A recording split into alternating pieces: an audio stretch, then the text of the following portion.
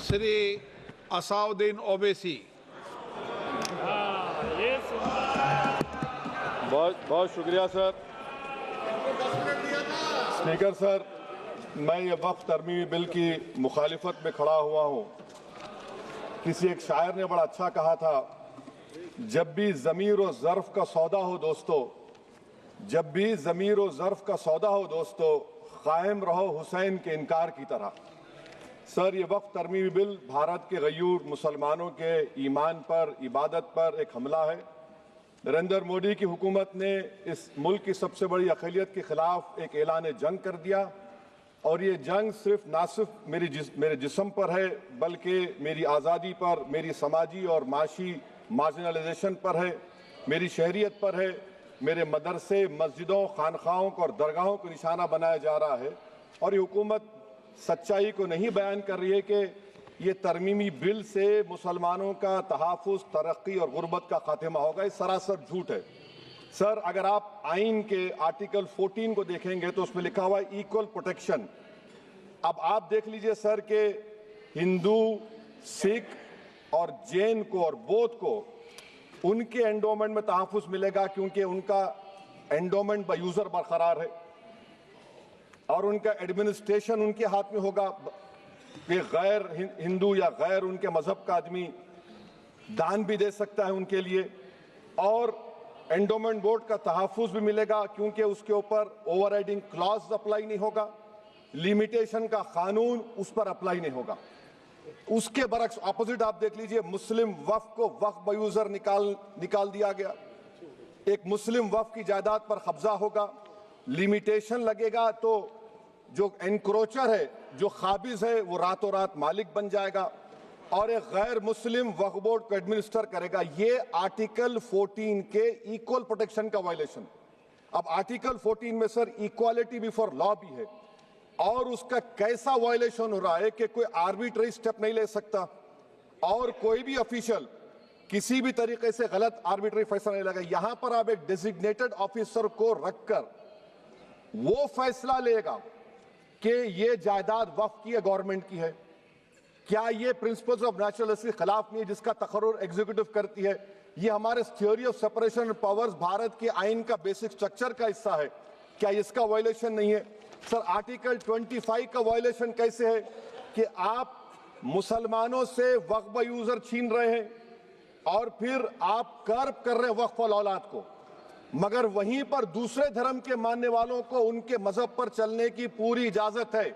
लफ्ज जो आर्टिकल 25 में इस्तेमाल हुआ सर, वो इक्वली एंटाइटल्ड, यहां पर मुसलमानों के इक्वल एंटाइटल्ड नहीं हो रहा। अभी हम गृह मंत्री का, वजीर दाखिला का यहां पर उनका हमने तकरीर सुनी, यहां पर वो ये कहते हैं, वजीर दाखिला, शायद वो कटमुल्ला की जबान ना कह दें, वजीर दाखिला कहने पर वजीर दाखिला ने अपने बयान में कहा कि बोर्ड और काउंसिल जो होगा वो वक्फ इस्लाम से अलग है। सर, अगर ये बात सच है आपकी, तो फिर आपको ये कानून बनाने की जरूरत ही नहीं है, आप एक नॉन स्टैट्यूटरी बॉडी बना दीजिए।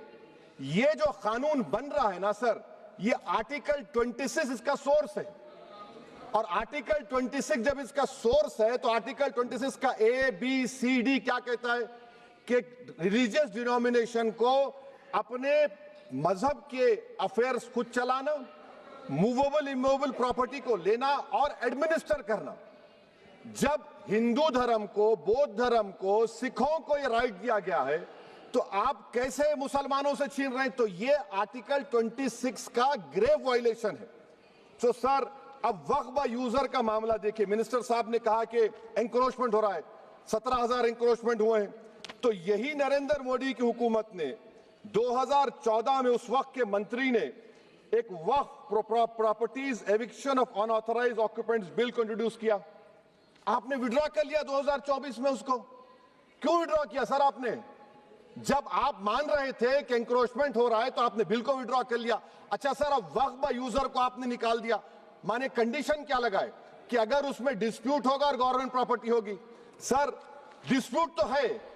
मिसाल के तौर पर मोहिबुल्लाह साहब जिस मस्जिद के इमाम है, पार्लियामेंट के सामने मस्जिद है सर, 123 प्रॉपर्टीज में मस्जिद है, डिस्प्यूट चल रहा है, कल कलेक्टर या डिस्ट्रिक्ट ऑफिसर बोलेगा कि भाई साहब ये गवर्नमेंट प्रॉपर्टी है, स्टिकर लगा दिया जाएगा, मस्जिद बंद गवर्नमेंट प्रॉपर्टी हो गई, होगी ना सर। अब ये बताइए, आप जब से यहां पर पूरे बीजेपी रूलिंग पार्टी हमको ज्ञान दे रहे हैं कुछ नहीं होगा, कुछ नहीं होगा, मैं दलील के साथ बता रहा हूं आपको। ये मस्जिद दिल्ली गवर्नमेंट बोलती हमारी है, वक्फ दिल्ली वक्फ बोलता हमारी है, तो सर वक्फ बाय यूजर, अगर मैं अपनी गवर्नमेंट के खिलाफ वक्फ बोर्ड वक्फ बाय यूजर इस्तेमाल नहीं करेगा तो क्या है सर। अच्छा, ये अमेंडमेंट जब हो जाएगा तो मुझे कहने दीजिए सर, सिर्फ प्राचीन मंदिरों की हिफाजत होगी, मस्जिदों की नहीं होगी। अब सर आप आ जाइए, अगर डिस्प्यूट मेरा एंशिएंट मॉन्यूमेंट से वक्फ का, एक मिसाल दे रहा हूं, दिल्ली में 172 वक्फ प्रॉपर्टीज एएसआई कंट्रोल में है, मैं तो हार ही गया वो, क्योंकि मेरे पास डॉक्यूमेंट नहीं है। आप कह रहे हैं कि डॉक्यूमेंट चढ़ाओ, अगर मेरा गवर्नमेंट से डिस्प्यूट चल रहा है मैं तो क्लेम ही नहीं कर सकता, क्योंकि आप जज बनेंगे, आप ही फैसला करेंगे, और जब तक आप फैसला नहीं करते वो वक्फ की प्रॉपर्टी नहीं होगी, वो प्रोविजन डाल दिया आपने। अच्छा, अगर मेरा डिस्प्यूट एनक्रोचर से होगा सर, तो एनक्रोचर में तो आपने तो 107 को डिलीट कर दिया, आप रातों रात खाबिस को, एनक्रोचर को मालिक बना रहे हैं। सर मैं ये पूछना चाहता हूं आपके जरिए हुकूमत से, एक मुंबई में एक बहुत बड़े दौलतमंद है, खोजा बरादरी का यतीम खाना था, उन्होंने 2004 या 5 में 22 करोड़ में खरीद लिया। वो केस सुप्रीम कोर्ट में कि आप उनको मालिक बनाना चाहती है लिमिटेशन एक्ट अप्लाई करके, हमको बताइए, हम जानना चाह रहे हैं। और सच्चर कमेटी ने सर 2007 में कहा कि दिल्ली के 123 प्रॉपर्टीज की मार्केट वैल्यू 6000 करोड़ की है। आज हम 2025 में आ गए, क्यों आप उन प्रॉपर्टीज के खिलाफ पड़े हुए? 1976 में उस वक्त के वजीर आजम इंदिरा गांधी लेटर लिखा, इसको आप दे दीजिए, मगर आप उसको मानने को तैयार नहीं है। तो सर और एक जो झूठ फैलाया जा रहा है, management empowerment efficient development, sir this bill takes any management from the hands of Muslims, disempowers the waqf in comparison to any other stakeholder, takes away the efficiency of administration and hampers development. Waqf disempowerment in the name of efficiency, inefficiency is being created. The progress of development from pre-independence till today is sought to be destroyed. Sir अभी हमारे home minister साहब ने फजल पुकाया case का जिक्र किया। Sir मैं आपसे गुजारिश करूंगा कि होम मिनिस्टर जरा अच्छे लोगों को रखकर इंफॉर्मेशन ले, फजल पुकाया का ऑबिटर क्या है? इट इज ऑबिटर, वो रेशियो डेसेंडेंटाई नहीं है जो आपने कहा है। अच्छा सर, शेड्यूल ट्राइब के बारे में कहा, क्या शेड्यूल ट्राइब में मुसलमान नहीं होते? शेड्यूल कास्ट में नहीं होता मुसलमान, शेड्यूल ट्राइब में मुसलमान होता, तो क्या आर्टिकल 25 मेरा चला गया, आर्टिकल 26 चला गया, आर्टिकल 14 चला गया, 15 चला गया, 29 चला गया? लक्षद्वीप का एक मुसलमान एमपी है, क्या उसको राइट नहीं है क्योंकि ट्राइबल है? क्या कह रहे हैं आप? इस ऐवान को क्यों गुमराह कर रहे हैं आप शेड्यूल ट्राइब के नाम पर? सर और एक चीज जो आपको बता रहा हूं सर, अब आप जब आर्टिकल 26 से मेरा सोर्स है, तो आप सेंट्रल वक्फ काउंसिल में 22 में से 11 आप नॉन मुस्लिम को बना सकते हैं, रिलीजन न्यूट्रल आपने कह दिया, और आप बनाएंगे, क्यों बनाएंगे आप? स्टेट वक्फ बोर्ड में 7 नॉन मुस्लिम होंगे और 4 मुसलमान, क्यों होंगे? क्योंकि आप लॉ में 95 में डायरेक्ट मैनेजमेंट में ले सकते हैं 5 साल के लिए। आप वक्फ बाय यूजर को आप कलेक्टर डिस्ट्रिक्ट ऑफिसर बोलेगा ये वक्फ की प्रॉपर्टी नहीं है, तो वो वक्फ बोर्ड खामोश बैठ जाएगा, कुछ एक्शन ही नहीं लेगा, क्योंकि वो आपके प्यादे हैं। अच्छा, जब आप नॉमिनेट करेंगे सर मैं मोदी गवर्नमेंट के खिलाफ नो कॉन्फिडेंस ला सकता हूं, मगर वक्फ बोर्ड का चेयरमैन जो नॉमिनेट होगा उसके खिलाफ नो कॉन्फिडेंस नहीं ला सकते, हम बिल्कुल नहीं ला सकते। क्या मजाक है बताइए आप? ये डेमोक्रेसी है। नॉमिनेट भी स्टेट गवर्नमेंट करेगी, वो अगर डिक्टेटर बन जाएगा जैसा आज भारत में हो रहा है तो वो भी नहीं हटेगा। कम से कम यहां पर तो इलेक्शन है, वहां पर तो आप 5 साल झेलते रहो उसको। अच्छा सर, अब ये जो क्लॉज 11 और क्लॉज 9 आप 16AA से देखिए, where the qualification of the members of the board has been limited only to 3 categories contained in 14(1)(c). Intention is very clear that the majority is to be packed with non-Muslims. So who will defend my interests, sir? If I cannot depend on the state waqf board, central waqf council, which are going to comprise non-Muslims, this in itself is a clear violation of Article 26, 14 and 15, sir. अच्छा sir, CO पहले 95 act में था कि word मुस्लिम, आपने गायब कर दिया उसको। अरे आखिर क्यों इतनी नफरत है आपके लफ्ज मुसलमान से? अच्छा फिर क्या कह रहे हैं आप कि ये भी आर्टिकल 26 का वायलेशन है। सब जितने हिंदू धर्म के प्रॉपर्टीज हैं, सिख धर्म के हैं, बौद्ध के हैं और आपके जैन के, वहां पर उन्हीं के मजहब का ऑफिसर होगा। और कहां पर नहीं होगा? वक्फ बोर्ड में। Waqf board is a pure religious institution, इसको समझने की जरूरत है। तो आप ये कर दे रहे हैं सर। अच्छा सर आप देखिए, अब आप आ जाइए ये ट्राइब्यूनल पर। मुझे समझ में नहीं आया सर कि हमारे होम मिनिस्टर वजीर दाखिला ने क्या कह दिया कि 2013 में 2013 का जो कानून है वो नहीं बनता तो हम नहीं लेके आते। मैं बड़े अदब के साथ उनसे पूछना चाह रहा हूं कि क्या उस वक्त राजनाथ सिंह साहब, अडवाणी साहब, हमारी लेट सुषमा स्वराज, ये बड़े बड़े नेता यहां बैठे थे? आपने यूनानिमस उस कानून को पास करवा दिया। कीर्ति आजाद थे उस वक्त, अब यहां बैठे हैं वो टीएमसी में। तो क्या आप गलत थे या वो गलत थे? हमको बता दीजिए, आप बता दीजिए। क्योंकि अगर अडवाणी आपके लिए बहुत बड़ा नेता है, मेरे लिए नहीं हो सकते, आपके लिए आपने पद्मश्री दिया उनको। मोहतरमा सुषमा स्वराज की जबरदस्त तकारीर का मैं कायल हूं। वो बैठकर उस 2013 को यूनानिमस पास कर दिए। मुझे कंफ्यूजन है कि क्या अमित शाह, नरेंद्र मोदी बड़े हैं या अडवाणी बड़े हैं? आपके लिए आप तय कर लीजिए। अच्छा सर, आपके tribunal sir, railway Clements tribunal, NGT tribunal, income tax, वैसे 14-15 ट्राइब्यूनल, हिंदू एंडोमेंट का ट्राइब्यूनल, सबका अपील नहीं होती, रिव्यू होता है। गृह मंत्री सरकार कह रही है कि नहीं रोक दिए, रोक लगा। कैसे रोक लगाते हैं? रिव्यू और अपील में तो फर्क होता है ना सर। आप ही कह रहे हैं कि पूरे कोर्ट्स में बैकलॉग है और आप अपील कर रहे हैं। अच्छा सर, रिटायर्ड डिस्ट्रिक्ट जज 95 में सिटिंग डिस्ट्रिक्ट जज था, जो एडमिनिस्ट्रेटिव कंट्रोल था सीजीआई साहब, उसको निकाल दिए। अच्छा सर, अब आप अभी हमारे मंत्री साहब ने कहा trust, sir Shri Sai Baba trust 2004, वो ये कहता है जो ऑफिसर उसमें काम करता है उसको साई बाबा का डिवोटी होने चाहिए और उसको डिक्लेरेशन लिख के देना पड़ेगा। यहां पर हो रहा तो यहां पर क्यों नहीं हो रहा? अच्छा सर, आप फिर देख लीजिए, ये आपका हो गया सर। हाँ, अब अमित शाह साहब ने सेक्शन 2A के बारे में कहा और उन्होंने इस बात का इकरार कर लिया कि दाऊदी बोहरा के लिए ये बनाया गया है। मगर मैं आपके जरिए से गवर्नमेंट से पूछना चाह रहा हूं, आपने तो उस प्रोवाइजो में दाऊदी बोहरा का नाम ही नहीं लिखा। आपने उनको भी थैंक यू कर दिया, उनका नाम क्यों नहीं लिखा आपने? और सर, और गवर्नमेंट क्या कर रही है?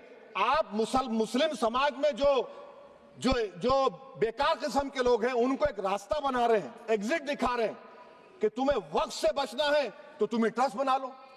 ये क्या कर रहे हैं सर आप? कम से कम उन दाऊदी बोहरा को आप दे देते। अच्छा sir, clause 3V section 36 clause 18 देख लीजिए। Oral Waqf, oral appointment has sought to be discontinued even though it is recognized practice in Islam. Muslim personal laws recognize oral waqf and 1937 Shariat Application Act. Sir आप clause 39 पर आ जाइए। 5 साल के लिए मुसलमान। मैं किरण रिजिजू से पूछना चाहता हूं, सर दाढ़ी रखे तो मुसलमान प्रैक्टिसिंग है या क्लीन शेव आपकी तरह है? तो बताइए हमको, प्रैक्टिसिंग क्या होगा? अच्छा, किसी को पकड़ के मॉब लिंच कर दिया और बोले कि जीएसआर का नारा लगाया, और वो जीएसआर का नारा लगाया तो क्या मुसलमान रहेगा? नहीं रहेगा। या फिर देश के प्रधानमंत्री ने कहा था कपड़े देखकर पहचानो, तो क्या कपड़े देखकर आप कह देंगे? अच्छा, अगर कोई क्रिश्चियन हिंदू धर्म कबूल करता है तो क्या वो मंदिर को नहीं दे सकता प्रॉपर्टी? फिर भारत के संविधान में आर्टिकल 300 क्यों है सर? राइट टू इक्वालिटी क्यों है? फ्रीडम ऑफ रिलीजन क्यों है? 5 साल कहां से लाएंगे? अच्छा सर, और एक चीज सर, और एक चीज मैं आपको बोल के खत्म कर दूंगा सर। इस बिल में वक्फ औलाद का सर, इसमें आप देखिए clause 432, the creation of waqf al-awlad shall not result in denial of inherent rights to heirs, including women heirs or the waqif or any other right of person. Sir ये article 25 का violation है, शरीयत application act 37 का violation, article 300A का violation है। अच्छा, हिंदू धर्म में सेल्फ एक्वायर्ड प्रॉपर्टी को एक हिंदू, अब उसके फर्ज के 2 बच्चे हैं, वो एक को अपनी पूरी दौलत दे सकता है, कोई रोक टोक नहीं है। वो कहेगा नहीं मैं घर के बच्चों को नहीं दूंगा, मोहल्ले के गरीब को दे दूंगा, वो भी कोई रोक टोक नहीं है। वहां पर आपको बच्चों की फिक्र नहीं है। जब मैं अपनी प्रॉपर्टी को अल्लाह को मालिक बनाकर दे रहा हूं, आप कह रहे बच्चों की फिक्र नहीं है। इतनी मोहब्बत आप बिल्किस बानो से दिखा देते तो आपके लिए दुआएं देती आपके लिए। तो सर आप दूसरी बात आप देख लीजिए सर, आखिरी बात कहकर मैं अपनी बात को मुकम्मल कर रहा हूं सर। नहीं खैर मुकम्मल कर रहा हूं, स्पीकर साहब बहुत टाइम दे दिए। सर आप देखिए इसमें अमित शाह साहब बोले कि इतनी प्रॉपर्टीज का कब्जा हुआ, चोरी हुई, ये हुआ। सर क्लास 2652A सेक्शन, अगर कोई प्रॉपर्टी बेचता है 2 साल की सजा थी, आपने क्या कर दिया, उसको 6 महीने कर दिया। नॉन बेलेबल था, आपने बेलेबल कर दिया। सेक्शन 40 की बात करते हैं, सेक्शन 40 में सर हमको जो ज्वाइंट वर्किंग कमेटी का जो नोट्स दिए, उसमें मिनिस्ट्री ऑफ माइनॉरिटी अफेयर्स ने कहा कि 30 साल में 515 केसेस सेक्शन 40 के और सिर्फ 8 लोग कोर्ट को गए। वक्फ यूजर का कानून तेलंगाना आंध्रा में है, सेक्शन 40 का कानून तमिलनाडु 63 है, आंध्र प्रदेश में 43 है। और सर आप डायरेक्शन दे रहे हैं, अच्छा क्लॉज 4218B देखिए सर, आप रूल बना रहे हैं, कोऑपरेटिव फेडरलिज्म के खिलाफ है, इतना रूल बना रहे हैं। और आखिर में सर मैं आपको बताना चाह रहा हूं स्पीकर साहब, ये बिल का मकसद सिर्फ मुसलमानों को जलील और रुस्वा करना है, मुसलमानों को दूसरे दर्जे का शहरी बनाने का इनका मकसद है।